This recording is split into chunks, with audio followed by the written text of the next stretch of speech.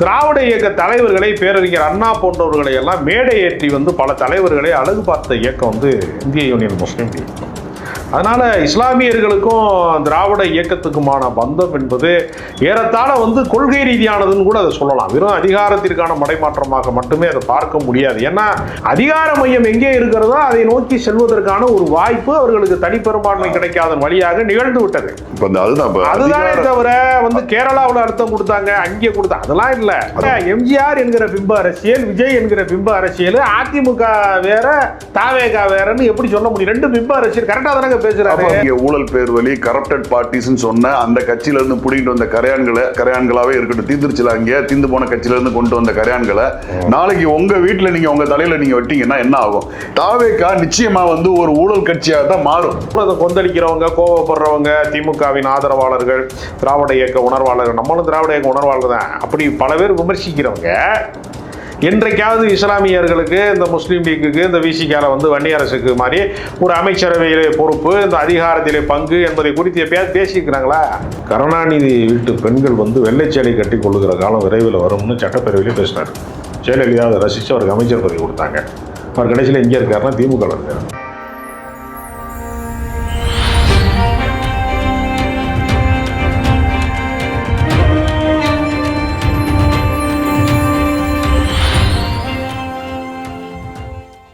வாகை தமிழர்களுக்கு வணக்கம். இன்றைய கலந்துரையாடலில் நம்முடன் இணைந்திருப்பவர் திரு ராஜகம்பீரன் அவர்கள். வணக்கம். வணக்கம். ஒரு பிரேக்கிங் நியூஸ். இந்திய யூனியன் முஸ்லீம் லீக் திமுக கூட்டணியிலிருந்து நிரந்தரமாக பிரிகிறாங்க. கிட்டத்தட்ட ஒரு 60 ஆண்டு கால கூட்டணி அது. தேர்தல் முடிவுக்கு பின்னாடி கூட பார்த்தீங்கன்னா தனது கூட்டணி தர்மத்தை மதித்து அந்த திமுக தலைமையிட்ட போய் ஒவ்வொரு கடைசி வரைக்கும் இருப்பேன்னு சொன்னார். எந்த அளவுக்கு சொன்னார்னா, நேற்று இன்று நாளை அப்படின்ற அளவுக்கு சொல்லியிருந்தார். ரொம்ப உறுதியோடு இருந்தார். அதுக்கடுத்து ஒரு மிகப்பெரிய அரசியல் மாற்றத்தின் அடிப்படையில் கேரளா தலைமையகம், அது அவங்களோட கட்சியோட முக்கிய ஆலோசனை கூட்டணி ஆலோசனை கமிட்டியில் இருக்கக்கூடிய அவங்களோட அழுத்தத்தின் காரணமாக வேறு வழி இல்லாமல் தாவேகாவிற்கு ஆதரவு தெரிவித்து அங்கே மினிஸ்டர் போஸ்ட்டும் வாங்கி இன்னைக்கு சிறப்பாக போயிட்டு இருக்கிறாங்க. அது மாற்று கருத்து இல்லை. சமீப காலமாக திமுக கூட்டணியை கடுமையாக விமர்சித்து இந்திய யூனியன் முஸ்லீம் லீக் கட்சி முக்கிய நிர்வாகிகள் எல்லாம் சரமாரியா குற்றச்சாட்டுகள் ஒரே ஒரு வச்சு ஷாஜகான்ங்கிற ஒரே ஒரு எல்லாரும் கிடையாது. இல்லை, அதுக்கடுத்து நவாஸ் கனி அவர்கள் கூட அது சரிதான் அப்படின்ற மாதிரி அவரும் பேசினார். அதாவது நான் எதுக்கு சொல்றேன்னா, கூட்டணி, அதாவது திமுக கூட்டணியும் திமுக இந்திய யூனியன் முஸ்லீம் லீக் கூட்டணி எதிர்காலத்தில் தொடர்றதுக்கு கூட எந்த வாய்ப்பும் இல்லைன்றது மாதிரி ஒரு கத்திரிக்கோள் போட்டாங்க அப்படின்ற மாதிரி ஒரு சூழல். இப்போ இந்த முறிவை எப்படி நீங்க எடுத்துக்கிறீங்க? அரசியல்ல அப்படி நிரந்தர பகைவர்கள் அப்படின்னு யாருமே கிடையாது. சித்தாந்த ரீதியாக எதிரெதிர் துருவங்கள் கொண்டவர்கள் கூட அரசியலிலே கூட்டணி கண்டிருக்கிறார்கள் என்பதுதான் வரலாற்றை தவிர, இந்திய யூனியன் முஸ்லீம் லீக்குக்கும் திமுகவுக்குமான முரண்பாடு என்பதை நான் ஒரு பெரிய நெடுநாள் பகையாக அப்படியே நீடிச்சிரும் அப்படிங்கிறதுக்கெல்லாம் எந்த முகாந்திரமுமே இல்லை. ஏன்னா திமுக தோன்றிய காலத்தில் காங்கிரஸ் மிகப்பெரிய ஆதிக்கத்திலே, அரசாட்சியிலே, அதிகாரத்திலே இருக்கிற காலத்தில் மேடை ஓட்டு பேசுவது கூட மிகப்பெரிய சவாலாக இருந்த காலத்தில் மீலாது விழாக்கள்லையும் மத நல்லிணக்க விழாக்கள்லையும் திராவிட இயக்க தலைவர்களை, பேரறிஞர் அண்ணா போன்றவர்களை எல்லாம் மேடை ஏற்றி பல தலைவர்களை அழகு பார்த்த இயக்கம் இந்திய யூனியன் முஸ்லீம் லீக். அதனால இஸ்லாமியர்களுக்கும் திராவிட இயக்கத்துக்குமான பந்தம் என்பது ஏறத்தாழ கொள்கை ரீதியானதுன்னு கூட அதை சொல்லலாம். வெறும் அதிகாரத்திற்கான மடைமாற்றமாக மட்டுமே அதை பார்க்க முடியாது. ஏன்னா ஒன்றே குணம் ஒருவனே தேவன் திருமூலர் சொன்னதை தான் பேரறிஞர் அண்ணா அவர்கள் ஒரு நாத்திக கோட்பாட்டை வைத்துக்கொண்டு கட்சி நடத்த முடியாது, சாமானியர்கள் அரசியல் இயக்கத்திற்குள்ளே வரமாட்டார்கள், நான் பிள்ளையாரையும் உடைக்க மாட்டேன், பிள்ளையாருக்கு தேங்காயை உடைக்க மாட்டேன்னு சொன்னால் கூட அவர்களுடைய உள்ளுணர்வுடைய இறை உணர்வு என்பது, இறை நம்பிக்கை என்பது சாமானியர்கள், எளிய மனிதர்களுடைய நம்பிக்கையாக இருக்கிற பட்சத்தில் நம்ம கட்சி நடத்துவது, திராவிட இயக்கம் என்பது ஒரு இறை மறுப்பு இயக்கம், கடவுள் மறுப்பு இயக்கம், நாசிய இயக்கம் என்றெல்லாம் சொல்வதன் வழியாக வெகுமக்களை வரவிடாமல் தடுத்து விடக்கூடாது என்பதற்காக திருமூலரை மேற்கோள் காட்டி ஒன்றே குணம் ஒருவனே தேவன் மேடை தோறும் அவர் பேசினார் பேரறிஞர் அண்ணா. ஏறத்தாழ ஒன்றே குலம் ஒருவனே தேவன் என்கிற கோட்பாடு தான் இஸ்லாமிய கோட்பாடு. இறைவன் ஒருவனேன்னு சொல்ற அதே கோட்பாடு தான் இஸ்லாமிய கோட்பாடு. சாதி மத வேறுபாடுகளை பிறப்பால மனிதனுக்கு உயர்வு தாழ்வு கற்பிக்கிறவன் என்னை சார்ந்தவன் அல்ல என்று நபிகளார் சொன்னதுங்கிறது, ஒன்றே குலம் ஒருவனே தேவன் என்று சொன்னதும் ரெண்டுமே ஒரே நூற்றாண்டிலே வேற நிகழ்ந்த அதிசயம். அது ரெண்டுமே நபிகள் வாழ்ந்த காலத்தில் தான் திருமூலர் இந்த மண்ணில் வாழ்ந்திருக்கிறாரு. ஒரே காலகட்டத்தில் ஒரே நூற்றாண்டிலே ஒரே கருத்து வேறு வேறு மண்ணிலே பேசப்பட்டது. அதை மேடை தோறும் பேரறிஞர் அண்ணா பேசினாரு.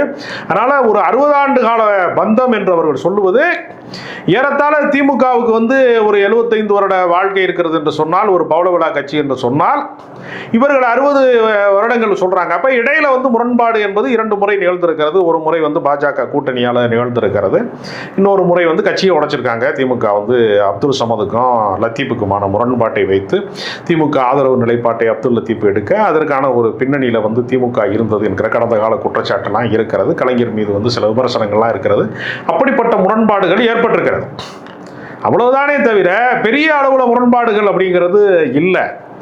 தாவேகா என்பது ஒரு திடீர்னு ஒரு இன்ஸ்டாகிராம், சோசியல் மீடியா, இளைஞர்கள், புதிய ஃபர்ஸ்ட் டைம் ஓட்டர்ஸ் அப்படின்னு ஒரு பேர் எழுச்சி அல்லது ஒரு பெரிய அலை ஒரு ஆட்சி மாற்றத்தை நிகழ்த்தி விட்டது. அப்படிங்கிறப்ப அதிகார மையம் எங்கே இருக்கிறதோ அதை நோக்கி செல்வதற்கான ஒரு வாய்ப்பு அவர்களுக்கு தனிப்பெரும்பான்மை கிடைக்காத வழியாக நிகழ்ந்து விட்டது.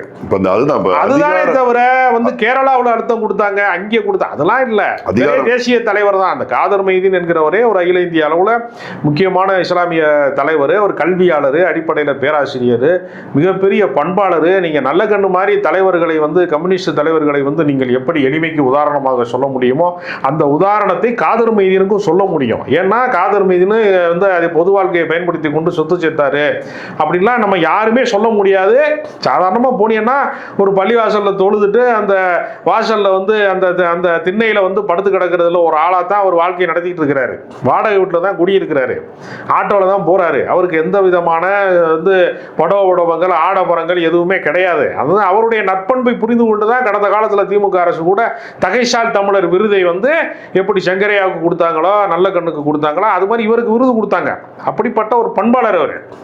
அதனால இது ஒரு காலத்தினுடைய கட்டாயம். ஒரு அதிகாரம் அவங்க பக்கம் போகிறது, அதற்கு ஆதரவு தெரிவிக்க வேண்டிய நிலைப்பாடு இருக்கிறது. நீங்க இந்திய யூனியன் முஸ்லீம் லீக் இருக்கிறது ஒரு விசாலமான தெருவில் கூட கிடையாது, ஒரு சிறிய சந்து மாதிரி தெருவில் இருக்கு. அந்த தெருவுக்குள்ள ஒரு பெரிய வாகனங்கள்லாம் போக முடியாத தெரு அது. அந்த தெருவுக்குள்ள கூட விஜய் ஆதரவு கேட்கிறார், நேரடியாக அந்த அலுவலகத்துக்கு வர்றாருங்கிற அளவுக்கு ஆதரவு கேட்கிறார். இல்ல எந்த இடத்துலையும் திமுகவுடைய கொள்கையை விட மிகச்சிறந்த கொள்கையை நாங்க பார்த்துட்டோம், தாவேகாட்ட இருக்கு அப்படின்னு சொல்லி போறதுக்குள்ள எந்த முகாந்திரமும் இல்லை. நீங்க சொன்னது மாதிரியே அதிகாரம் தேவைப்பட்டது, அதுக்கு போக வேண்டிய நிர்பந்தம். இதுல காதர் மைதீன் அவர்கள் தனிச்சு முடிவெடுக்கிற இடத்துல இல்லைன்றது என்னோட கருத்து. ஏன்னா அது ஒரு தேசிய கட்சி தான். அது கேரளத்துல மிகப்பெரிய ஆளுமைகள் இருக்கிறாங்க. அவங்க என்ன சொல்றது, அந்த அழுத்தம் இருக்குது. ரெண்டாவது என்னன்னா, தாவேகாவை நோக்கி இன்னைக்கு அணி அணியாய் சார சாரையாய் காலைல எந்திரிச்சதுல இருந்து பாத்தீங்கன்னா மாற்றுக் கட்சிகள்ல இருந்து எந்த அளவுக்கு மாற்றுக் கட்சியில இருந்து இணைகிறாங்கன்னா, இந்திய கம்யூனிஸ்ட்ல இருந்து போய் மூத்த தலைவர் மகேந்திரன் அவர்கள் போய் இணைகிறாரு. அப்படின்னும் போது இந்திய கம்யூனிஸ்டுக்கு அப்படியே தாவேகாவோட கொள்கையில பார்த்து விஜய் அவர்கள் சமூகத்துக்கு ஆற்றிய பெரிய பங்களிப்பை பார்த்து வியந்து மார்க்சையும் லெனினையும் பார்த்த இந்த தலைவர்கள் எல்லாம் அடேங்கப்ப மார்க்ஸ் லெனினுக்கு அடுத்தபடியா அடுத்து ஜோசப் விஜய் தான் அப்படின்றத பார்த்தா போனாங்க. இல்ல, எல்லாருக்குள்ளேயும் ஒரு அதிகார வேட்கை இருக்கு, அதிகார பசி இருக்கு.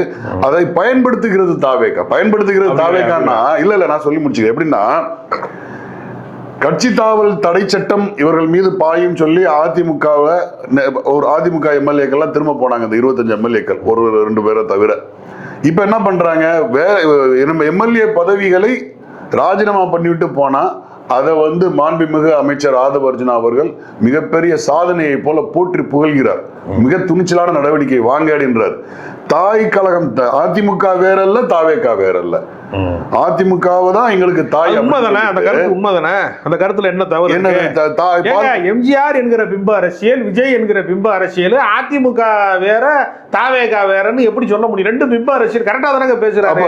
2 பிம்பங்கள் ரெண்டுமே கரெக்டா. அவர் ஆதவர்ஜனா பேசிய 100% உண்மை தானே. ரெண்டுமே பிம்ப அரசியல் தானே. என்ன அதுல பிரச்சனை உங்களுக்கு? மாற்று கருத்து இல்ல, பிம்ப அரசியல் தான் பேசுறாங்க. இந்த பிம்பத்தை வச்சு இன்னைக்கு RSS ஓட அஜெண்டாவான, பிஜேபியோட அஜெண்டாவான அதிமுகவை மொத்தமா காலி பண்ணியாச்சு. அதெல்லாம் தப்பான கருத்து. அதுதானே அதெல்லாம் தப்பான கருத்து. தாய் வீடுன்னு சொல்லி இருக்கிற எம்எல்ஏக்களை ஃபுல்லா வந்து பதவி ராஜினாமா பண்ணி வச்சுட்டு சேர்றது என்ன இது நாகரிகம் சொல்லுங்க? இருக்கிற எல்லா கட்சி அதை வந்து ஒரு மாண்புமிகு அமைச்சரே வந்து உற்சாகமா வரவேற்கிறார். இது எதற்கு சமம்னா இன்னைக்கு வந்து மேற்கு வங்காளத்துல என்ன நடந்தது? டிஎம்சி கட்சியை உடைச்சிட்டு கட்சியோட பேர் நேஷனலிஸ்ட் சிவிலைசேஷன் பார்ட்டின்னு சொல்லி ஒரு கட்சியா, அந்த கட்சியில புருஷன் பொண்டாட்டி ரெண்டு பேர் தான் உறுப்பினர்களாம். எவனோ ஒருத்தன் எதுக்காக ஏதோ ஒரு கட்சி ஆரம்பிச்சிருக்கு. அந்த கட்சி என்ன மாயம் பாருங்க. 2 வருஷத்துக்கு முன்னாடி ஆரம்பிச்ச ஒரு கட்சி இன்னைக்கு வந்து ஆட்சியில் அமைஞ்சிருக்குது. அதே போல ஒரு பெரிய அலாவுதீன் அற்புத விளக்கு மாதிரி 2 உறுப்பினர்கள் இருக்கக்கூடிய ஒரு கட்சின்னு ஒரு லெட்டர் பேட் கட்சியில திடீர்னு பாத்தீங்கன்னா 20 எம்பி வந்து நிக்கிறாங்க. 20 எம்பிகள் கொண்ட மிகப்பெரிய ஒரு கட்சியா வந்து மேற்கு வங்காளத்துல வருது.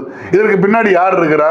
இதே பிஜேபி தான். இன்னைக்கு நம்ம நீங்களான உட்கார்ந்து பேசிட்டு இருக்கும் போது ஏக்நாத் சிண்டே அவர் அமித்ஷா சொல்றாரு, ஹோம் மினிஸ்டர் சொல்றாரு, அதிகாரப்பூர்வமான சிவசேனான்றது ஏக்நாத் சிண்டே தலைமையில் இருக்கக்கூடிய சிவசேனா தான், அவர்களுக்கு வேறெங்கும் கிளைகள் கிடையாதுன்னு விளம்பரப்படுத்துறாரு. ஏன்னா அதான் உத்தவ் தாக்கரே அவர் அன்புமணிக்கு ராமதாஸுக்கு பஞ்சாயத்து வர்றப்ப அன்புமணி தான் பாமக சொல்லிட்டாங்க. கட்சியை தோற்றுவித்த நிறுவனரே செல்லாகாசு ஆயிட்டார். அதிகாரப்பூர்வ அமைப்பு என்பது இவங்க தேர்தல் ஆணையம் தீர்மானிக்கும். அதனால இந்த இந்த இந்த இந்த அரசியல் பேரங்கள் இது எல்லாமே வந்து மிக மிக வக்கரமானது. அந்த அதிகார வலைகள்ல வந்து இந்த அதிகார வலைகள்ல வந்து இந்திய யூனியன் முஸ்லீம் லீக்கும் விதிவிலக்கல்ல, இந்திய கம்யூனிஸ்ட்ல இருந்து சென்ற மகேந்திரனும் விதிவிலக்கல்ல. இல்லை நீங்க தவறான கருத்து சொல்ல வேண்டாம். அதாவது ஏற்கனவே சம்பாத்தியம் செய்யக்கூடியவர்கள் ஒரு கட்சிக்கு போறதுக்கும், சித்தாந்த ரீதியாக பழக்கப்பட்டவர்கள் ஒரு கட்சிக்கு போறதுக்கும் அவரவருடைய குணாதிசயத்தோட தான் ஒரு கட்சிக்கு போறாங்க. நீங்க ஒரு கட்சிக்கு போறதுனாலேயே அவர் கரப்ட் ஆயிடுவாரு, அவர் வந்து மிகப்பெரிய இதாயிருவாரு அப்படிங்கறது அல்ல. சி மகேந்திரன் போனவொடனே டெண்டர் எடுக்க போறாரா, இல்ல பார் எலைட் பார் எதுவும் வந்து இதுக்கு எடுக்க போறாரா? விடுதலை மணல் மாஃபியாக்களோட அவரே அது கிடையாதுங்க. விடுதலை சிறுத்தைகளும் கம்யூனிஸ்டுகளும் அவங்க என்ன சொன்னாங்கன்னா, நீங்க அதிமுகவில் இருந்து நீங்க மறுபடியும் வந்து கூட்டணி சேர்க்காதீங்க, அதிமுகவில் இருந்து விலைக்கு வாங்காதீங்கன்றத நேரடியாகவும் மறைமுகமாகவும் சொல்லிட்டாங்க. அது நல்லதுக்கு இல்லைன்னு சொன்னா எதுக்குன்னா அந்த தாவேகாவோட குற்றப்பலி இவங்களும் சேர்த்துக்கிற வேண்டியது இருக்கும். அவங்களும் தன் தலையில சுமக்க வேண்டியதா இருக்கும். ஒரு அரசியல் கட்சி நீங்க கேக்குறீங்க என்ன பலன் அடைவாங்க, ஒவ்வொருத்தரும் பொறுப்பேற்க முடியும், என்ன பலன் அடைவாங்கன்னு நீங்க கேக்குறீங்கல்ல. பலன் அளிக்காம பலன் இல்லாம ஏற்கனவே அதிகாரத்தை சுவைச்ச இந்த கட்சியில இருந்து யாரும் வரமாட்டாங்க. பலன் இல்லாம யாரும் வரமாட்டாங்க. அவங்களுக்கு நீங்க நேரடியா எம்எல்ஏ சீட்டு கொடுக்க போறது இல்ல, ஃபைன். ஆனா நிறைய ஆணையங்கள் இருக்குது. அதுக்கடுத்து நீங்க வந்து இந்த ஊராட்சி தேர்தல்கள் வரப்போகுது. ஊராட்சி தேர்தல் வந்ததுன்னு சொன்னா தாவேகாவிற்கு யார் இருக்கா? உள் கட்டமைப்பு என்ன இருக்கு? ஊராட்சி தேர்தலை சந்திக்கிறதுக்கு கட்டமைப்புகள் இல்ல. அப்ப இது போன்ற தெரிந்த முகங்கள், அறிந்த முகங்களை பிச்சு பெருத்து வந்து வச்சாதான் நீங்க ஊராட்சி தேர்தல் சந்திக்க முடியும்ன்ற நிலையில இருக்காங்க. அதுவும் இன்னொரு நேரடியான பலன் தான், அரசியல் பலன் தான். அரசியல் பலன் எதிர்பார்க்காம இவருடைய கொள்கையை ஈர்த்து வர்றாங்கன்னு சொல்றது ஏற்க முடியாத ஒரு கருத்து. அதாவது சித்தாந்த ரீதியாக, கொள்கை ரீதியாக தாவேகா பலவீனமாக இருக்கிறது என்பதுல மாற்று கருத்து கிடையாது. அவங்க ஒரு மதச்சார்பற்ற கூட்டணி வேணும்னு காங்கிரஸை அணுகினார்கள், கம்யூனிஸ்டை அணுகினார்கள். கம்யூனிஸ்ட் கட்சி போய் ஆதரவு தெரிவிக்கிறத வந்து முற்போக்கான செயல்னு சொல்லிட்டு சி மகேந்திரன் என்கிற தனி மனிதன் போகிற போது மட்டும் அது பிற்போக்குன்னு பேசுறது தப்பானது. அவர் தனிநபராக முடிவெடுத்திருக்காரு, அது கட்சியா முடிவெடுத்திருக்கிறாங்க. அப்படிதான் நம்ம அதை பார்க்கணும். அவர் என்ன செயல்படுறாருங்கிறத வச்சுதான் ஒருத்தர் விமர்சிக்கணும்.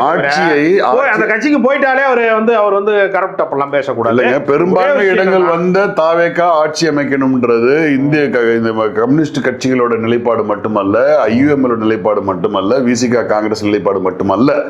இவன் திமுக தலைவர் மு.க. ஸ்டாலின் அவர்களே வந்து ஆளுநருக்கு சொன்னாங்க, அவங்க அந்த நீங்க வந்து நேரடியா வந்து பதவியேற்புக்கு நீங்க அனுமதி கொடுக்கணும்னு சொல்லி அவர் சொன்ன ஸ்டேட்மெண்ட். எல்லாருடைய விருப்பமும் அதுவா தான் இருக்கு. அது இங்க பிரச்சனை இல்லை.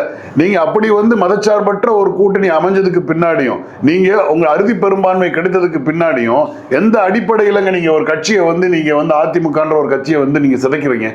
அதுக்கு நீங்க வந்து ஒரு மினிஸ்டரே வந்து அதை வந்து ரொம்ப நாகரிகமா அதை வந்து பெரிய பாராட்டுக்குரிய ஒரு செயல் போல புகழ்றது எப்படிங்க? அதுக்கு அவர் சொல்ற காரணம் வந்து இது தாய் வீடு. தாய் வீட்டுல நீங்க வந்து இப்படி கொள்ளடிச்சிட்டு போவீங்களா? பால் குடிச்ச தாயோட மார்பை நீங்க அறுத்துட்டு போய் நீங்க சமைச்சு சாப்பிடுவீங்களா?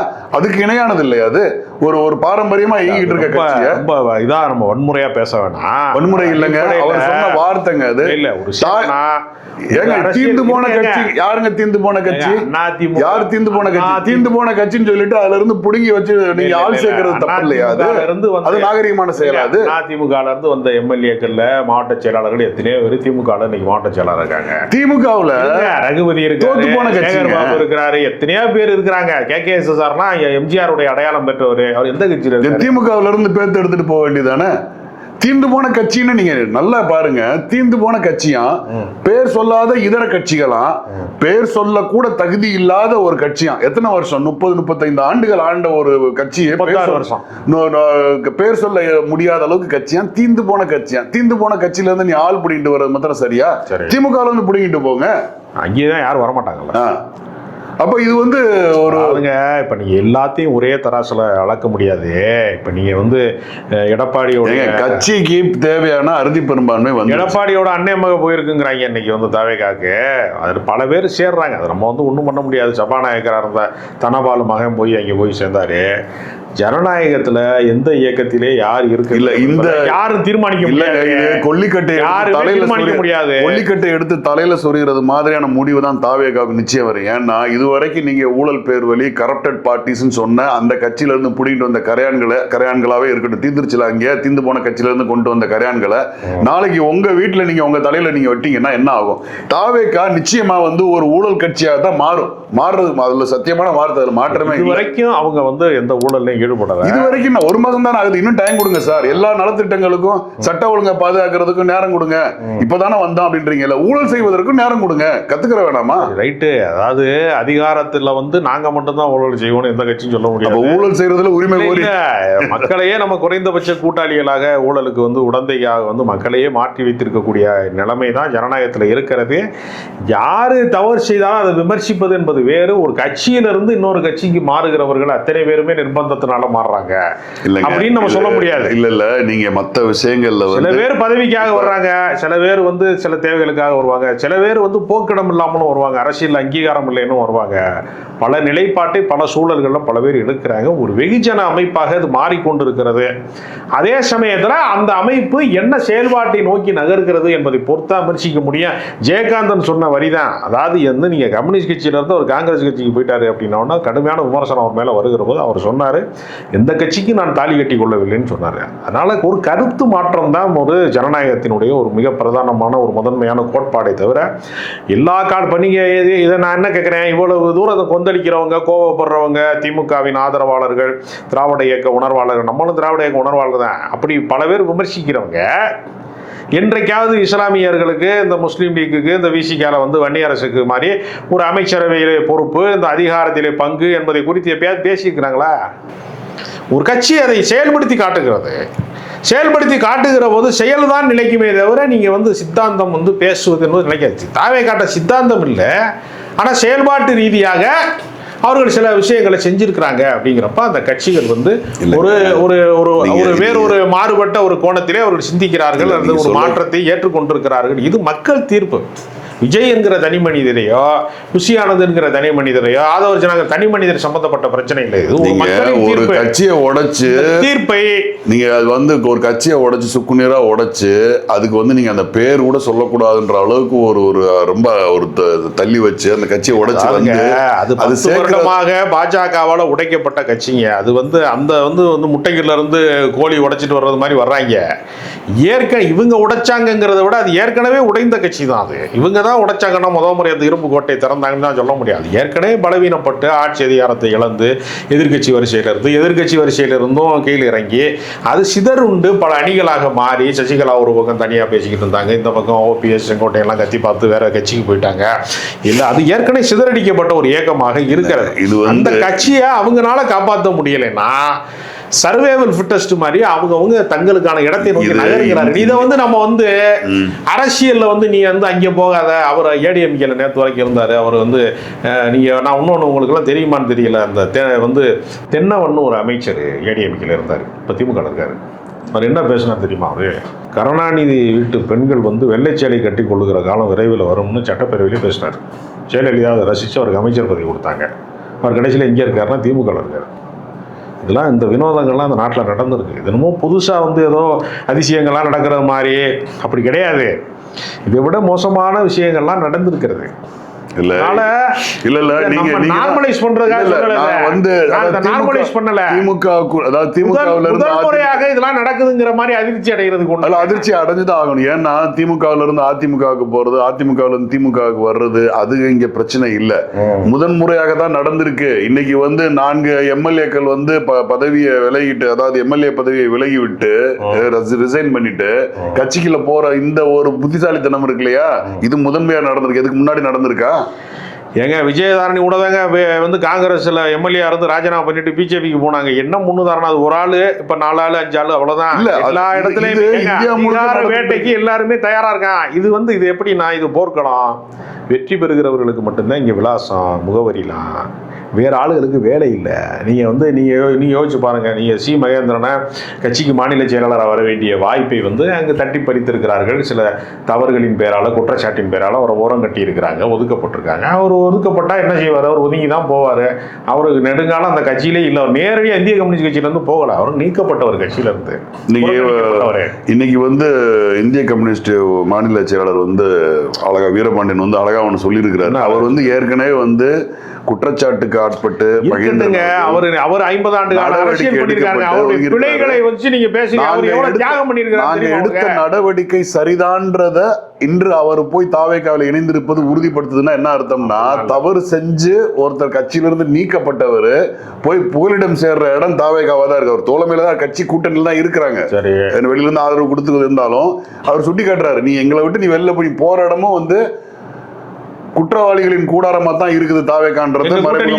அப்படிங்கிறாரா? எங்க கூட்டணி தான் வந்திருக்காங்க. எப்படி? அவங்க கூட்டணி தானே அது. ஆமாங்க. எங்க போறாரு? இல்லங்க அவர் சொல்ற அவர் எங்க எதிர் முகாமுக்கு போலங்க. கூட்டணி வீரபாண்டிய கூட்டணி கட்சிக்கு தாங்க அவர் போறாரு. என்னங்க ரெண்டே வேற. அதுவே முதல்ல அநாகரிகம். நான் என்ன சொல்றேன், கம்யூனிஸ்ட் கட்சி போனா நியாயமானதுங்கிறிய. கம்யூனிஸ்ட் இயக்கத்துல இருந்து ஒருத்தர் தனி மனிதர் ஒரு முதல்ல அது நாகரிகமா? அது கூட்டணியில இருக்கிறாங்க, கட்சியே இல்ல. கூட்டணியில இருக்கும்போது இங்க இருந்து நீக்கப்பட்டவர் ஒருத்தர் வந்து சேர்க்கிற மாத்திரம் நாகரிகமா? கூட்டணியில இருக்கே இல்லங்கிற. அப்புறம் கூட்டணியில இருக்காங்க. இதுக்கு முன்னாடி அங்க தான் ஒழுங்கு நடவடிக்கை எடுக்கப்பட்டு தானே போனாரு. அவர் கட்சியை விட்டு போய் ரொம்ப ஒழுங்கு நடவடிக்கை எடுக்கப்பட்டு தானே போனாரு. சரி, அது என்னப்பா எதுக்கு கட்சியில சேர்க்கறீங்க? அதெல்லாம் இருந்து தான் ஒழுங்கு நடவடிக்கைக்கு ஆளாகி ஆதரவர்ஜனா போனாரு. போறாங்க அவர்கிட்ட போய் திரும்ப ஏன் நிக்கிறாருங்க? எப்ப கூட்டணியில இருக்கும்போதா? கூட்டணியில இருக்கும்போதா கட்சியில தான் அந்த அப்புறம் அதெல்லாம் சொல்ல முடியுமா? அது நேற்று. இன்று என்ன நேற்று? இன்று அரசியல் இன்னைக்கு கரண்ட் பாலிடிக்ஸ் தாங்க கணக்கு. நாளைக்கு என்ன நடக்கணும் உங்களுக்கு தெரியுமா? நாளைக்கு என்ன நடக்கும் உங்களுக்குலாம் தெரியுமா? விஜய் முதலமைச்சராக போறாரு தெரியுமா? ஜேசிடி பிரபாகர் சபாநாயகராக போறாரு உங்களுக்குலாம் தெரியுமா? செங்கோட்டையன் திரும்ப அமைச்சராக போறாரு யாருக்காவது தெரியுமா? அதெல்லாம் யாருக்குமே தெரியாது. என் கூட டிபேட்ல பேசின நண்பர்கள் 4 பேர் அமைச்சர்களா இருக்காங்க. நான் அவங்களாம் அமைச்சர்களாவாங்கன்னு அவங்களுக்கு தெரியுமா? யாருக்குமே எதுவுமே தெரியாதுங்க. ஒரு நிகழ்ந்து இருக்கிறது இல்லைங்க. அரசியல்ல ஏதோ ஒரு மாற்றம். உங்களுக்கு 2 கோடி இன்னைக்கு நிலைமைக்கு வந்து தாவேக்காவுக்கு வந்து 2 கோடி உறுப்பினர்கள் இருக்காங்க. இன்னைக்கு அவங்க தான் அனௌன்ஸ் பண்ணிருக்காங்க. 2 கோடி உறுப்பினர்கள் வச்சிருக்கீங்கன்னா இன்னும் நீங்க அறுதி பெரும்பான்மை 35% மேலதான் வச்சிருக்கீங்கன்னு அர்த்தம். என்ன உங்களுக்கு என்ன பேராசை? உங்களுக்கு வந்து தேவையான அளவுக்கான சீட்டு இருக்கைகள் இருக்கு. இன்னொரு 5 வருஷத்துக்கு ரன் பண்ற அளவுக்கு இருக்கு. நீங்க இருக்கு நலத்திட்டங்கள்ல கான்சென்ட்ரேட் பண்ணி உங்க கட்சியை ப்ராப்பரா கட்டமைச்சு சரியான நீங்க எதுக்குங்க போய் மத்த கட்சிகள்ல இருந்து நீங்க ஆள் எடுக்கணும், இது பண்ணணும்? அதுதான் விமர்சனத்துக்கு உள்ளாகுது. இப்ப நேத்து கூட வந்து நான் என்ன சொல்றேன்னா, ஒரு கட்சியில ஒருவர் இணைவதனாலயோ அவங்க வந்து வேறு கட்சியில இருந்து வருவதனால மட்டுமே ஒரு கட்சி வந்து கரைபட்டு விட்டதெல்லாம் சொல்ல முடியாது. அவர்களுடைய செயல்பாட்டு ரீதியாக நம்ம ஒரு விமர்சனத்தை முன்வைப்போம். இப்ப வந்து தனியார் பள்ளிகளெல்லாம் லைசன்ஸை வந்து புதுப்பிப்பதற்கு 5 லட்ச ரூபா வாங்குற இடத்துல எல்லாம் காசு வாங்கல. வந்து பல விஷயங்களுக்கு வந்து அவங்க வந்து காசு வாங்கலை, முறைகேடுகளில் ஈடுபடலை, பத்திரப்பதிவு அலுவலகங்கள்லாம் எங்குமே பண நடமாட்டம் கிடையாது, எல்லாத்தையும் ஆன்லைன் ஆக்கியிருக்காங்க அப்படிலாம் பல தகவல்கள் வருகிறது. 2 அம்சங்களையும் பார்க்கணும். இல்லை இன்னொரு கூடுதலான நம்ம சட்ட ஒழுங்கு சம்பந்தமாக நான் கண்டித்து நிறையா வந்து காணொலிகளில் பேசியிருக்கேன். சட்ட ஒழுங்கு சீரழிந்திருக்கிறது இந்த அரசில். திமுக அரசு நீங்கள் 1-2 பிரச்சனைகளை பூதாகரமாக பேசின நீங்கள் தினசரி நிகழ்ந்து கொண்டே இருக்கிறது. இவ்வளவு வன்கொடுமை நடக்குது, இவ்வளவு பாலியல் வன்புணர்வு நடக்குது, குடும்பம் நடக்குதுன்னு நான் கத்தியிருக்கேன். அதையும் எப்படி நம்ம கண்டிக்கிறோமோ அது மாதிரி அவங்ககிட்ட வந்து கரப்ஷன் இல்லாத ஒரு ஏரியாவுக்குள்ள ஒரு ஆட்சி நிர்வாகம் நகருதுன்னா அதையும் சேர்த்தா நம்ம சிந்திக்கலாம். அதே சமயத்தில் நம்ம கண்டனத்துக்குரிய விஷயங்கள் இருக்கு. இன்னைக்கு துப்புரவு தூய்மை பணியாளர்களுக்கு வந்து மீண்டும் அதே போராட்ட களங்கள்ல நிற்கிறாங்க. இன்னைக்கு நீட் தேர்வுக்கு எதிராக போராட மேட்டூர் மருத்துவமனையில் நம்ம தற்காலிக தொழிலாளர்களுக்கு சம்பள பாக்கியம் கொடுக்கல. அதனால நம்ம வந்து அவர்களுடைய பிழைகளை தவறுகளை விமர்சிப்போம். அதே சமயத்தில் அவர்கள் நன்மை செய்தால் தாவேகாக்காரன் நன்மை செஞ்சாங்கிறதுனால நம்ம பேசாமல் இருக்க வேண்டிய அவசியம் இல்லை. மாற்றான் தோட்டத்து மல்லிகை கொள்கைக்கு மனம் உண்டுன்னு அண்ணா சொல்லியிருக்கிறாரு. அதனால மாற்று கருத்து கொண்டவர்கள் செயல்பாடுகள் ஒன்று சரியா இருந்தால் பாராட்டுவோம், தவறு செய்யும் போது நம்ம மீண்டும் கண்டிப்போம். உங்களுடைய கருத்துக்களுக்கு நன்றி. வணக்கம்.